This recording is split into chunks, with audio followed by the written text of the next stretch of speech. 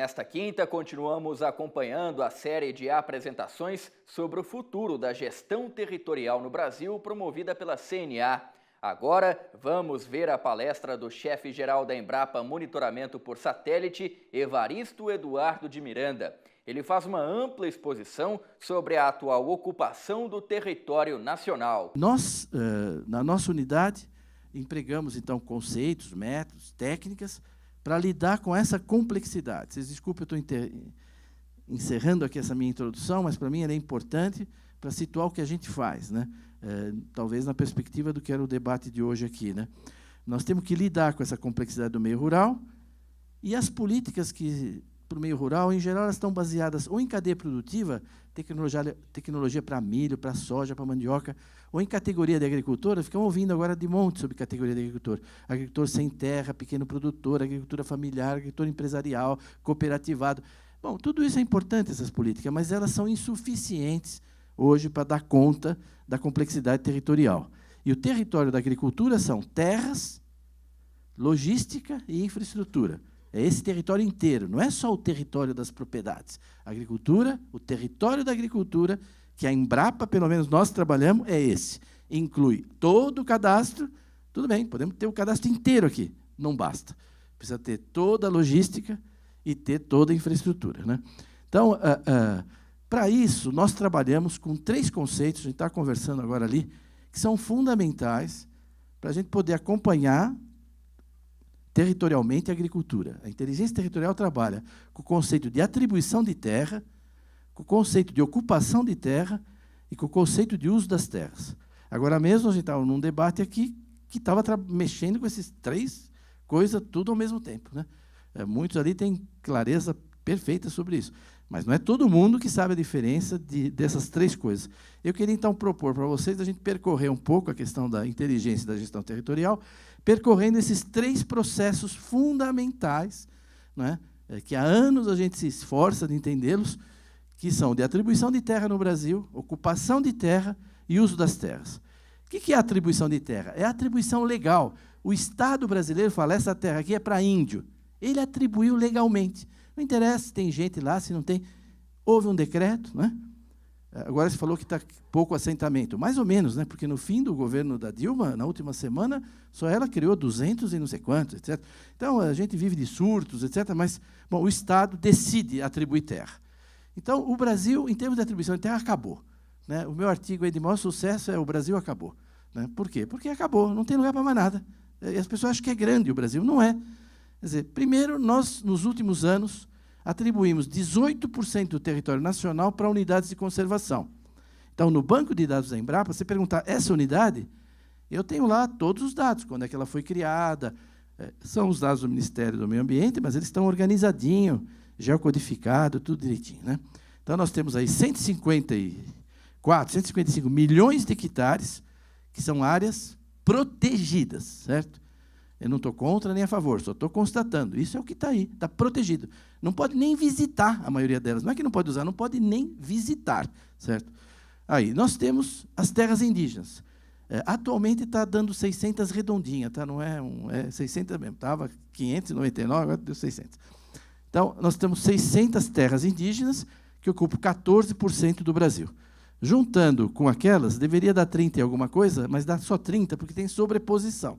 Como isso está num sistema unificado, a gente tira todas as sobreposições.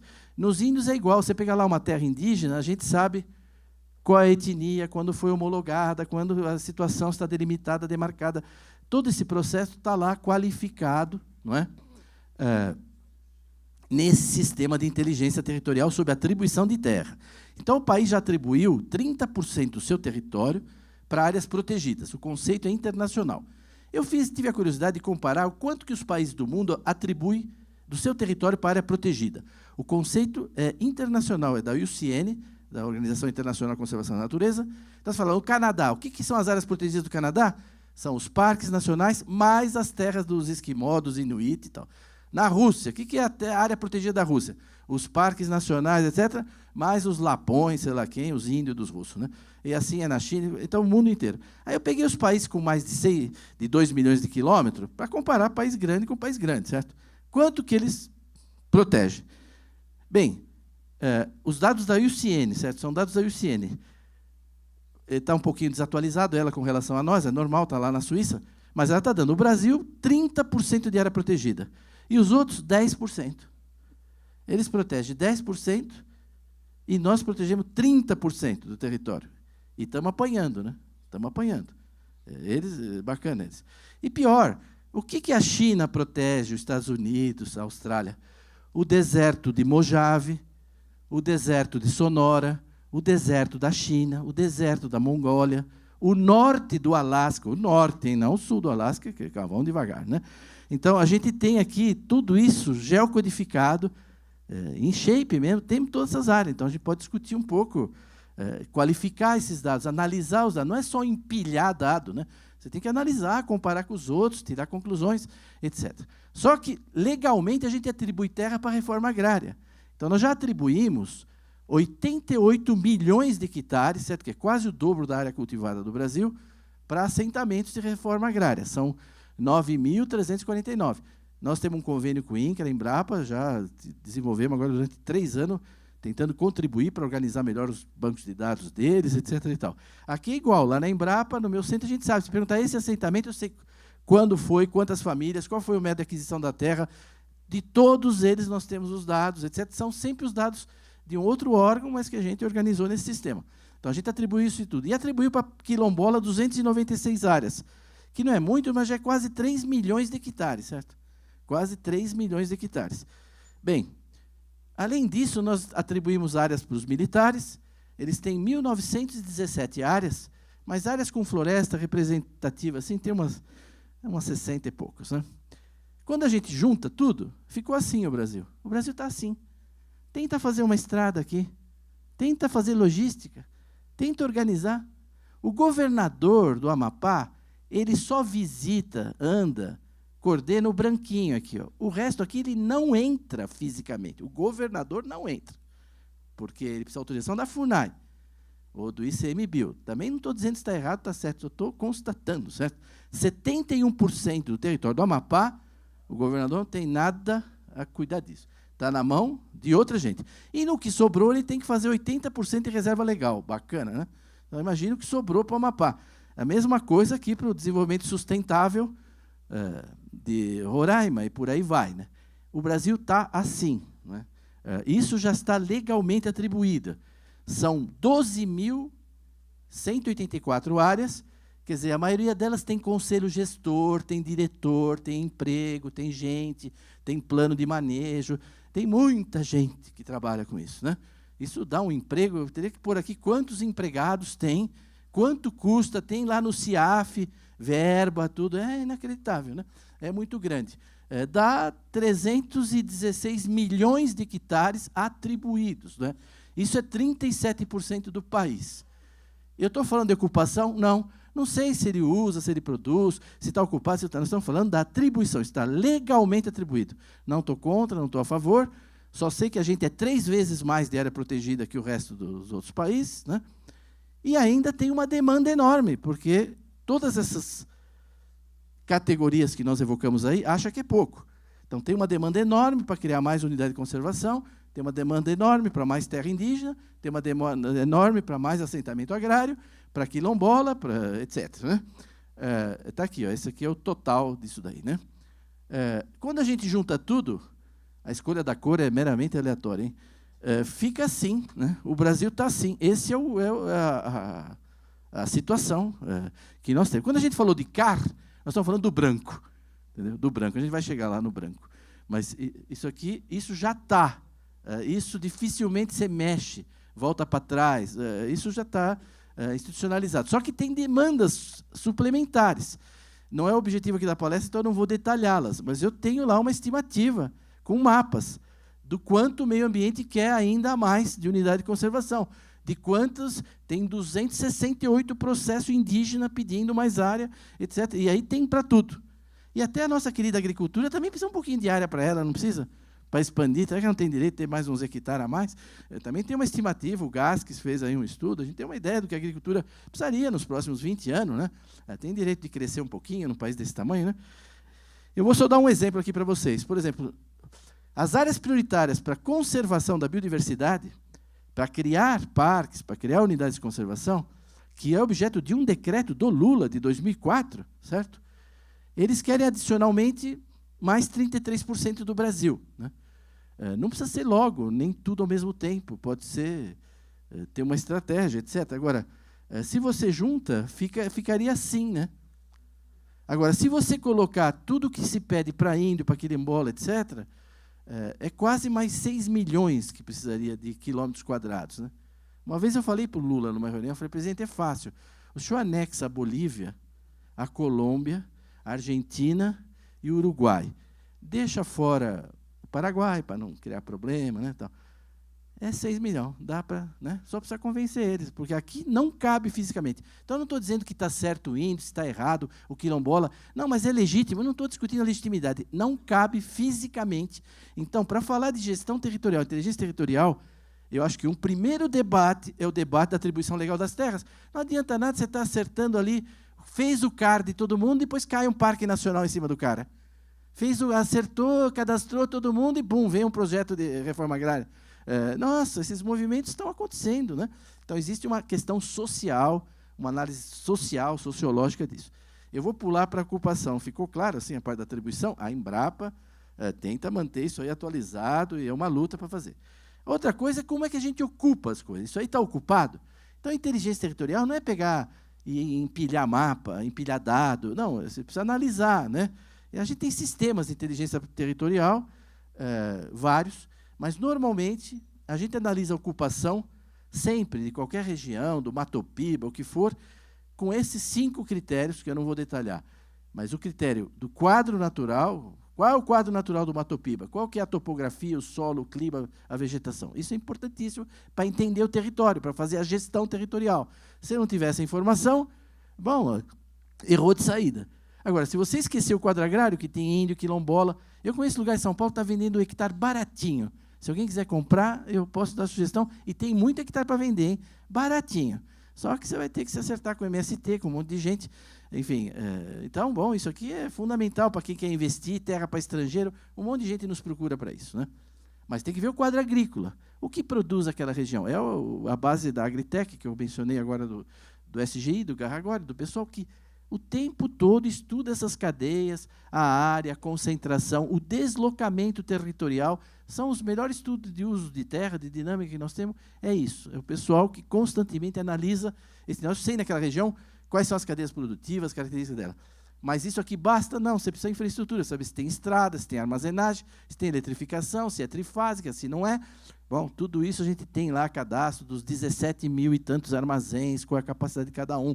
Então, isso entra nas análises. E o quadro socioeconômico, sobretudo a questão da pobreza, não vou mirar. E somos capazes, como isso está num sistema, de tanto recortar essa informação por estado, por bioma, por microrregião, por uma topiba, por uma bacia, como também em recortes temporais, de 10 anos para cá, de 15 anos para cá, a cada 5 anos, a cada 2 anos. Então, essas duas coisas a gente joga com isso. A Casa Civil, o Ministério do Planejamento, frequentemente nos consultam e pedem análise de contexto territorial, de demandas de criação de R&D, de demandas de criação de parque, enfim, de unidades especiais. A gente, olha, só de 2013 para cá, nós analisamos 735 demandas que vêm lá para a Embrapa. Não entra no currículo, não dá para publicar nada, pede para fazer isso assim com uma certa reserva, mas, enfim, é um fluxo, né? O interessante é que tem lugar, como esse aqui, por exemplo, aqui do Maranhão, que já voltou 5 vezes lá para ser decretado. E é um absurdo o lugar. Então, nunca é decretado. Mas como o país não controla processos, daí a pouco ele volta de novo, entendeu? Ah, mas já falamos. Ah, mas volta de novo, né? Puxa, mas agora vai ter o índio, vai ter o dia de não sei o quê. Era bom, né, criar um negócio. Vamos criar um negócio. Não, mas já veio 5 vezes, tem problema. Aí volta. Não tem memória. Assim, os processos continuam voltando, os que não aconteceram, né? E é uma capacidade de persistência até de quem cuida do assunto, né? Mas nós já fizemos sistemas de inteligência territorial para estados, para o Bico do Papagaio, para a região de Marabá, para o Mato Piba, enfim, para várias partes do país a gente tem esses sistemas que analisam. E também a gente gerencia lá as obras do PAC. Gerenciava até então, ainda estamos com os dados todos lá, no total, 53 mil empreendimentos.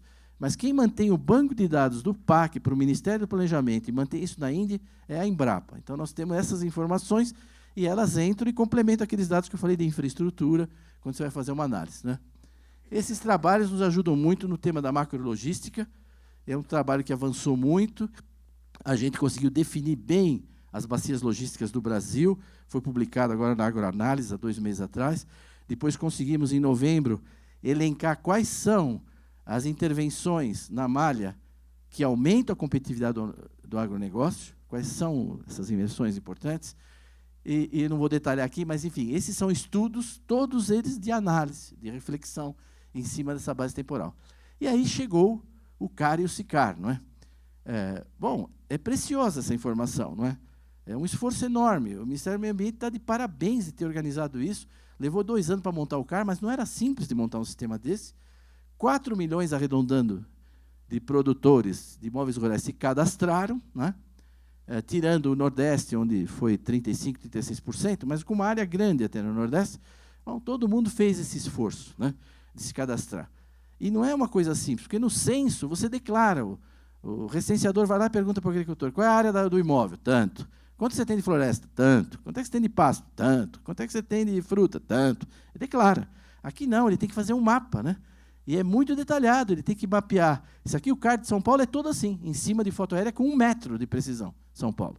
Então, você tem lá a APP, que ele delimita e mantém, o que ele tem de mata de reserva legal, o limite da propriedade. Então, na Embrapa, em dezembro, nós baixamos a totalidade dos dados do CAR. Então, esses 4 milhões de imóveis, eu tenho o dado de cada um organizado lá, e a gente começou a trabalhar esses dados.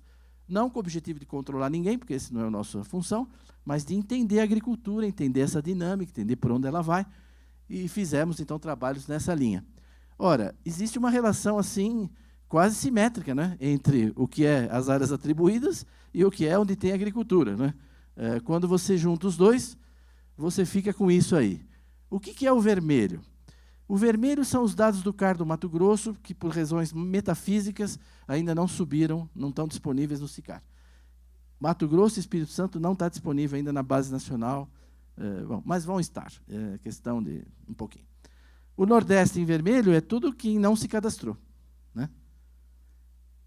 E depois disso aqui são áreas de terra devoluta, essencialmente, na Amazônia, né? Nós analisamos, então, com imagem de satélite, todas essas áreas e áreas também do Nordeste, né? Então, eu queria entrar no terceiro tema, que é o tema do uso das terras, né? As terras estão atribuídas, as terras estão ocupadas, usa ou não usa? Faz o quê lá, né? Então, é um outro tema. Misturar as 3 coisas é importante, porque elas são indissociáveis, mas são inconfundíveis. Atribuição, ocupação e uso, pelo menos para a gestão territorial e inteligência territorial, para nós são 3 coisas muito diferentes. E precisamos ter dados equilibrados e tudo isso. E se você só se preocupa com uma coisa, bom, vai faltar um pedaço aí no seu raciocínio. Eu vou dar aqui para vocês, assim, meio em primeira mão, porque a gente fechou isso, fizemos uma atualização agora, assim, mas agora, assim, sexta-feira à noite e tal, que eu nem vou deixar ainda, porque eu preciso dar um fecho mais arredondadinho, e depois, provavelmente, o ministro Blário vai ele apresentar. Mas eu vou me permitir aqui, vocês não contam para ninguém? Conta, não, né? Então, eu não vou deixar cópia, mas eu vou, em breve vai estar disponível. Olha, o Brasil é isso, certo? Então, como é que está ocupado e usado? Bom, vegetação nativa, unidade de conservação, 17% do Brasil. Isso está mapeado, certo? Área indígena, 14% do Brasil. Está mapeado, certo? Vegetação nativa em terra devoluta e não cadastrada, 17% do Brasil. Vegetação preservada pelos agricultores no CAR, quer dizer, a totalização que eu fiz de centenas de milhões de polígonos, centenas de milhões de polígonos, todas as APP do Rio Grande do Sul, todas as APP de São Paulo, do Amazonas, toda a reserva legal de cada imóvel, quando juntou tudo, o que deu de área preservada pelos agricultores? 19% do território nacional. Quer dizer, os agricultores preservam mais área que todas as unidades de conservação juntas. Os agricultores preservam mais área do que todos os índios juntos. Então, houve no Código Florestal, o primeiro relatório, a primeira proposta foi dedicada aos agricultores brasileiros. Então, queria dedicar também ao agricultor brasileiro quando eu publicar isso daí, porque não tem no Brasil ninguém que preserve tanto o meio ambiente, tanto o nosso território, como o produtor rural. São quem mais preserva a área no Brasil. Agora, ele tem pastagem nativa, ele tem pastagem plantada, ele tem lavoura e floresta plantada, e temos 3% ocupado com outros. Quando a gente segue nisso daqui, está vendo uma distorção aí que deve ser do sistema, mas eu não vou mexer nisso agora, mas o nosso redondinho está redondinho. Então, hoje a agricultura ela tem metade do Brasil está apropriado pela agricultura, e dessa metade, 19 ele mantém em vegetação nativa, 13 em pastagem nativa, 8 em pastagem plantada, 9% em lavoura, floresta, depois vem as cidades. Quer dizer, quando a gente olha a vegetação nativa, a gente estava trabalhando com um queijinho desse que era de 61. O ministro Blairo usou isso lá na Ásia, na viagem em Cancún, usou um monte de eventos, ele mostrava isso aí, né? Bom, mas é mais. Na verdade, não é 61, é 67% do país em vegetação nativa. 67%. Se você considerar as pastagens nativas, dá 80%. Dá 80%. Vamos olhar isso de outro jeito? Esses aqui são os grandes números. Esses são os grandes números. Nós temos as unidades de conservação, as terras indígenas, a vegetação em terra devoluta, checada com imagem satélite, vegetação preservada nos imóveis e as pastagens nativas. A pastagem nativa é o seguinte, quer dizer, no Pantanal é uma vegetação nativa que está sendo pastejada, com jacaré, com colhereiro, com viado ruminando lá do boi. Na Pampa, não toda a Pampa, mas grande parte da Pampa, o que é? Uma vegetação nativa que há 4 séculos está lá, e está lá é a Pampa, ninguém plantou a Pampa, ninguém, nada. Né? A mesma coisa na Caatinga, não toda a Caatinga, mas boa parte da Caatinga é uma vegetação nativa. Né? Eu vou mostrar para vocês um outro jeito da gente olhar esses números, que a gente terminou isso aí sexta-feira. Por isso eu quero acabar de ajustar, mas depois a gente vai distribuir isso no site até. Vamos encher o Brasil para ver como é que está o Brasil? Então, se a gente enchesse o Brasil assim que nem como se ele fosse aqui um funil, né? O que a gente atribuiu para índio do Brasil? Porque vocês veem um monte de quadradinho em outros lugares, vocês não têm ideia do tamanho das coisas, né? O que os índios têm? Eles têm uma área que corresponde a todo o Rio Grande do Sul, toda Santa Catarina, todo o Paraná, todo o Mato Grosso do Sul, todo São Paulo e todo o Rio de Janeiro. Isso é a área atribuída para indígena. Não estou falando que é pouco, nem que é muito. Isso é o que está atribuído para índio. É isso aí, está atribuído isso aqui do Brasil. Agora, o que a gente atribuiu para meio ambiente?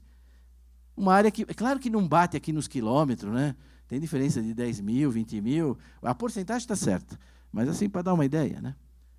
O que para meio ambiente nós demos? Nós demos Minas Gerais inteira, Espírito Santo, a Bahia, Sergipe, Alagoas, Pernambuco, Paraíba, Rio Grande do Norte.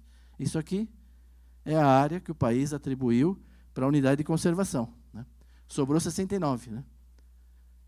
Aí, o que os agricultores preservam dentro dos imóveis? Em vegetação nativa, em ecossistema lacustre e palustre. Né? Porque tem que preservar o lago, em volta a água, a APP e tal.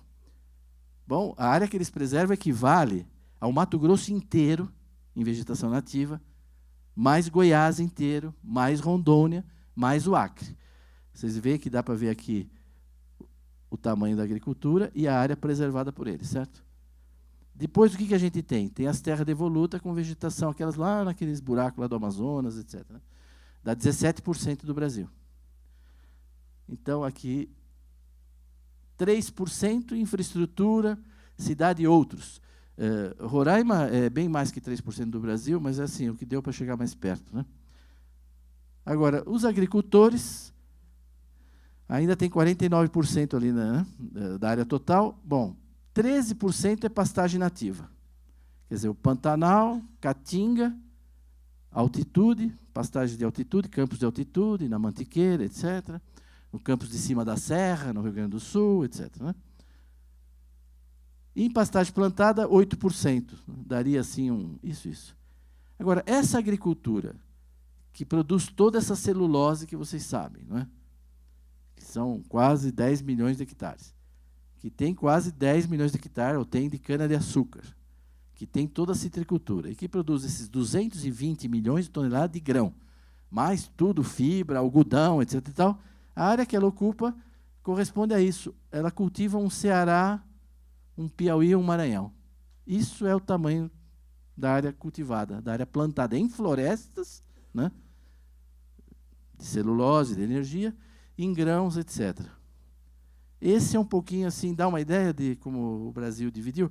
A gente podia avançar um pouquinho dizendo assim, então, para o verde está dedicado o quê? 67% do Brasil, quer dizer, tudo isso aqui, mais tudo que eles preservam, mais o que tem devoluto. Isso aqui, certo? Então, 67% do Brasil. Qual é o país do mundo?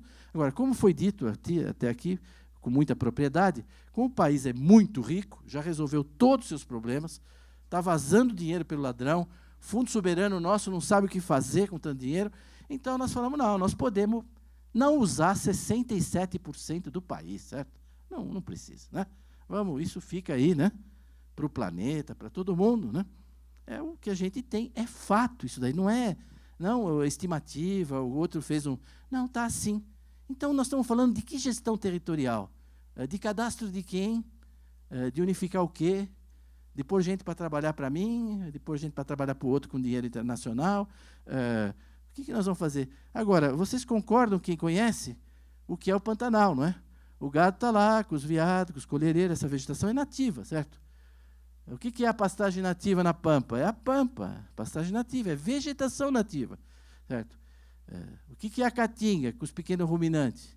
É a Caatinga, que está lá, perde folha todo ano, dá geada na Pampa, dá inundação no Pantanal, e assim vive esses sistemas, não é?